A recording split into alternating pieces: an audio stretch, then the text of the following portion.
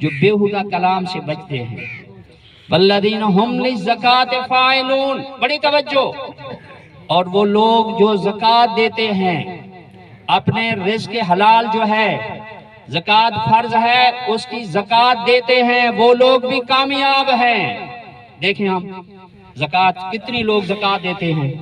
ये ज़कात उशुर, फितराना, ये सारी ज़कात की किस्में हैं। ज़कात हम नहीं देते।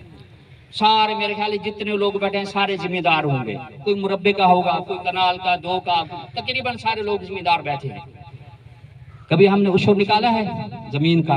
जमीन से जो भी पैदावार होती है कभी उशुर निकाल कर दिया है? सवाल ही पैदा है। निकालने वाले भी हैं, ये नहीं कि नहीं हैं, इस माशरे में हैं। अल्लाह के प्यारे नेक लोग हैं जो रिज़्क़ हलाल की फिक्र करते हैं, वो उशुर निकालते हैं, तोल कर निकालते हैं। अपने इस इलाके में हैं लोग निकालने वाले।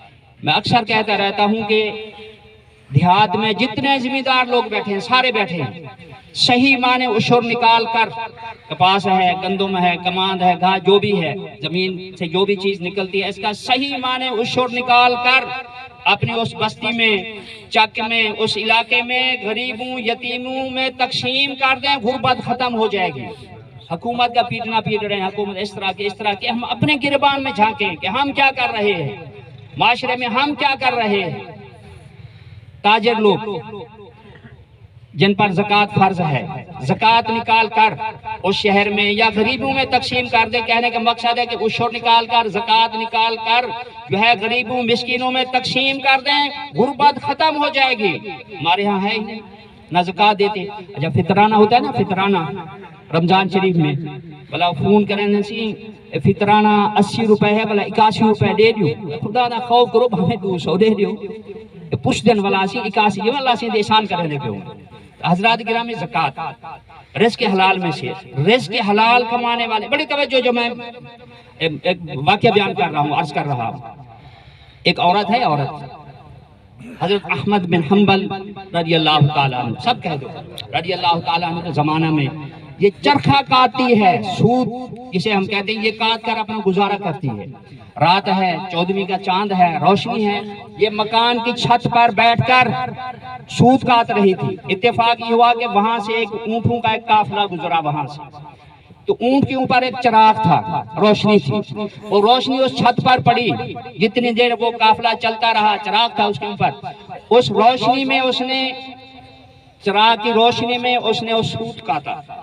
जब वो काफिला चला गया तो दिल में ख्याल आया कि तूने ये क्या किया, बगैर मालिक की इजाजत के उस चिराग की रोशनी से फायदा उठाया, ये तो तेरा रिज़्क़ हराम है। सुबह हुई, रात नींद नहीं आई, तड़पती रही वो बुढ़ी औरत कि मैंने ये क्या किया। जब सुबह हुई तो अहमद बिन हम्बल रज़ी अल्लाह ताला अन्हु के पास गई, इमाम अहमद बिन हम्बल के पास जाकर अर्ज की, हुजूर मैं हलाक हो गई, मैं हलाक हो गई। तो उन्होंने फरमाया कि बूढ़ी अम्मा है क्या, वजह क्या है? तो उसने कहा कि इस तरह मैं सूत काटती थी, रात में मकान की छत पर बैठी हुई थी, तो इस तरह काफिला गुजरा। सारा हाल उसने दिया, इस तरह काफिला गुजरा। जब वो काफिला गुजरा तो ऊंट के पलान के ऊपर एक चिराग था, उसकी रोशनी आई। मैंने बगैर मालिक की इजाजत के उस रोशनी से मैंने फायदा उठाया, सूत काटा, चरखा काटा, चलाया, तो मेरा रिज़्क़ हराम हो गया। तो इमाम अहमद बिन हम्बल रहमतुल्लाह अलैह ने पूछा कि ए माँ, ए बूढ़ी अम्मा, बता तेरा नसब क्या है, तेरा खानदान क्या है कि इतनी तकवे के मकाम पर पहुंची हुई है, इतनी परहेजगार।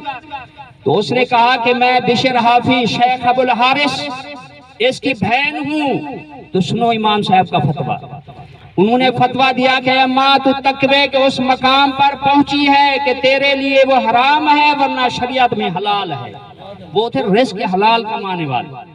हम देखें हमारे रोज़ी कितनी हलाल है, टूपे लगा लगा कर पानी दे रहे हैं और आराम से सुकून से वहां बैठे और नमाज पढ़ रहे हैं। वहां खुदा का खौफ, टूपे लगी हुई हैं और जगह नमाज भी पढ़ रहे हैं। ये अल्लाह के अजाब को जो है दावत देनी है, अल्लाह के गज़ब को दावत दे रहे हैं। उधर गुनाह कर रहे हैं, उधर नमाज पढ़ रहे हैं। कितना जुल्म हो रहा है माशरे में, देखें कितना जुल्म हो